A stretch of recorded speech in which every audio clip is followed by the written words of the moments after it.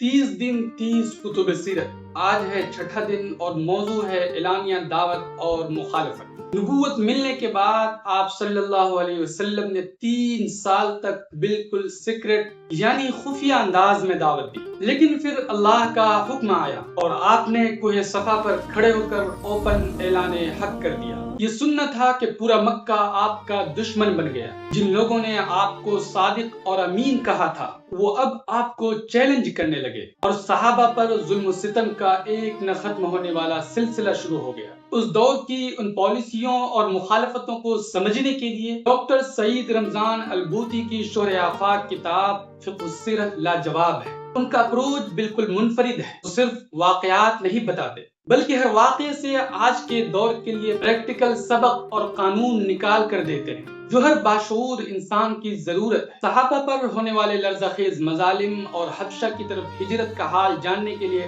Page کو کل کے لیے ضرور فالو کر لیں۔